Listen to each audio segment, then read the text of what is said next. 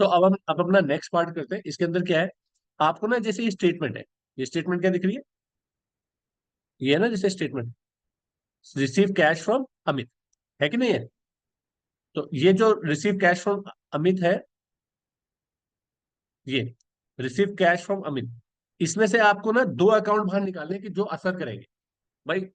इस पूरी स्टेटमेंट से कौन कौन से किस किस बातों पे असर पड़ेगा। एक तो आपके कैश पे असर पड़ेगा, कैश कम होगा ना अब आपका, नहीं होगा, कैश पे असर पड़ेगा, कैश में बदलाव आएगा। किस चीज में बदलाव आएगा, कैश में बदलाव आएगा, तो यहाँ पे लिख दो कैश एक तो। दूसरा किस चीज पे असर करेगा, अमित। भाई आपने अमित को पैसे दिए ना, तो आपको अपने बुक में ये भी लिखना पड़ेगा, कैश तो दिया, कैश तो लिख दिया, लेकिन किसको दिया ये भी लिखना जरूरी है, तो अमित।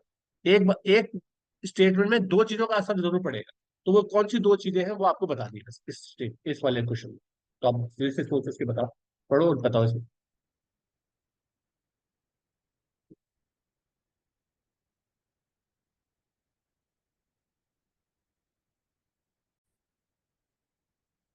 ठीक है, एक बार चेक करते हैं। देखो दूसरा क्या है, purchase goods of rupees, purchase goods of from from sorry purchase goods from Pawan on credit.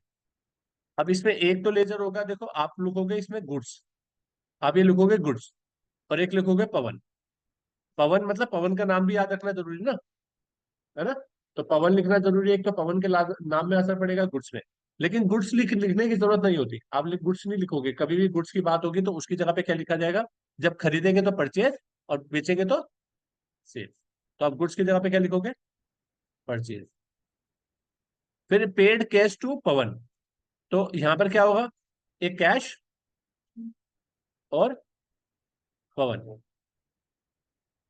अगर आप गुड्स को सोल्ड कर रहे हो तो क्या होगा, कैश और गुड्स की जगह पे क्या आएगा, जब सेल करेंगे तो सेल, परचेज करेंगे तो परचेज, ठीक है, सेल करेंगे तो सेल। पेड सैलरी, तो सैलरी और cash. Receive dividend by cash, तो बिल्कुल डिविडेंड, डिविडेंड रिसीव और कैश, सॉरी चेक, चेक है तो फिर बैंक।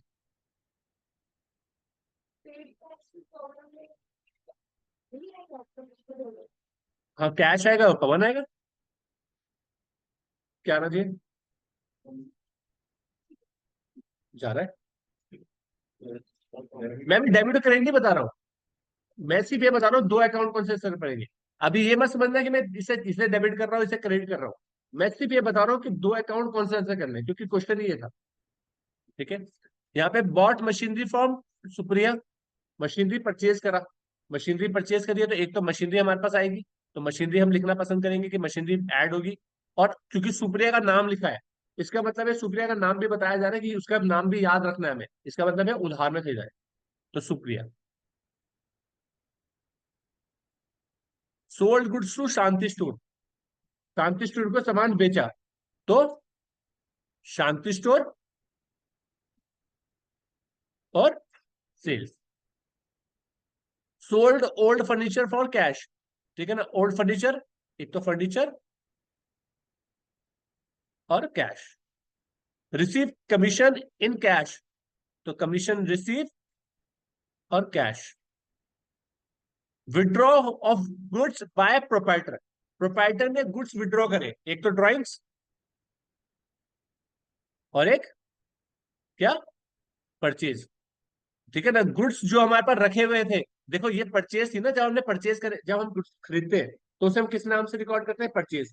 तो अब यहाँ पे बोल रहे हैं कि जो ओनर है उसने गुड्स अपने पर्सनल इस्तेमाल के लिए ही ले गया, तो क्या चीज कम हुई हमारी, परचेज कम होगी ना, गुड्स कम होंगे ना। और गुड्स किस नाम से रिकॉर्ड किए गए थे, परचेज के नाम, तो वो कम हुए, तो एक तो परचेज। दूसरा ड्राइंग्स, ड्राइंग मतलब किसके नाम पे चढ़ाना, ओनर,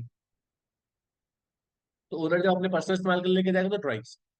फिर है प्रोप्राइटर, मतलब होता है जो ओनर है, जो ओनर है उसको प्रोप्राइटर बोलेंगे। ठीक है, paid telephone charges, telephone charges और कैश। अगर इसमें उन्होंने बताया नहीं है कैश या चेक, तो आपको हमेशा एज्यूम करना है cash. Paid carriage on purchase, carriage on purchase मतलब आपने परचेज करा तो उस टाइम पे भाड़ा दिया, कैरेज का मतलब है भाड़ा देना। तो इसमें क्या होगा, एक तो असर होगा कैरेज इसको हम इनवर्ड भी लिख सकते हैं, कैरेज इनवर्ड, कैरेज इनवर्ड, और एक पवन। फिर रिटर्न गुड्स टू पवन, तो पवन एक तो, और एक परचेज। हमने क्या करा, परचेज रिटर्न करी ना, पवन को वापस करा गुड्स, तो पहले परचेज करा होगा तो उसको रिटर्न किया, तो उसको नाम क्या कहते हैं, परचेज रिटर्न। एक तो परचेज रिटर्न का नाम आएगा और एक आएगा पवन।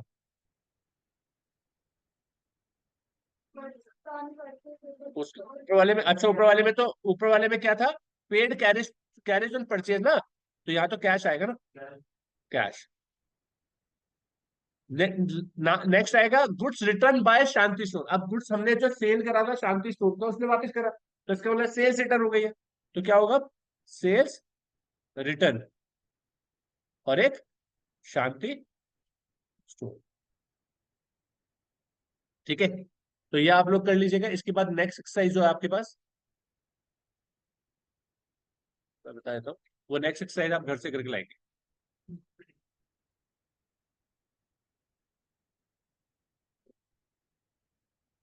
ठीक है, ये आपको करनी है घर से। अब इसको कैसे करना है, आप इसे देख लीजिए। इसको आपको करना है कैसे, इसमें जैसे ये स्टेटमेंट है, स्टार्ट बिजनेस विद कैश। आपको क्या करना है, स्टार्ट बिजनेस विद कैश है, तो इसके लिए आपको पहले एक ही स्टेटमेंट है, इसमें दो अलग अलग लेजर निकालने हैं मेरे पास। जैसे कि इसमें दो लेजर कौन कौन से असर कर रहे हैं, जैसे कि आपने बोला कैश और कैपिटल, करेक्ट है। अब ये कैश के ऊपर कौन सा रूल लगेगा, रियल, ठीक है ना, और इसके ऊपर कौन सा रूल लगेगा, पर्सनल। ठीक है, अब इसका रियल रूल लगेगा, तो कैश आपने स्टार्ट करा बिजनेस से, तो बिजनेस से पैसा कैश आया है, तो व्हाट कम्स इन, डेबिट। तो इसका मतलब इसमें रियल का कौन सा रूल लगेगा, what comes in, what comes in तो लगेगा। तो इसका मतलब ये क्या होगा, कैश किसके सामने आएगा, डेबिट के सामने। फिर पर्सनल है, कैपिटल है, कैपिटल हमेशा क्या होती है, क्रेडिट आती है, हमें याद है। ठीक है ना, इसमें रूल लगेगा, अगर रिसीवर है तो डेबिट और गिवर है तो क्रेडिट। तो हमारा कैपिटल क्या है, उसने हमें दिया है कुछ, भाई कैपिटल का मतलब है ओनर ने अपनी जेब से कुछ दिया है ना, तो ओनर कौन हुआ, गिवर। कौन हुआ, गिवर। तो इसका मतलब है कैपिटल किसके सामने आएगी, कैपिटल इसके सामने आएगी। तो पहले तो आपको दो लेजर बाहर निकालने, उस पर रूल कौन सा लगेगा, उस रूल को देखते हुए देखना है कि इसको हमें डेबिट साइड पे लिखना है या क्रेडिट साइड पे लिखना है, राइट। तो आपको ये बनाना है। ये आप घर से करके लाओ।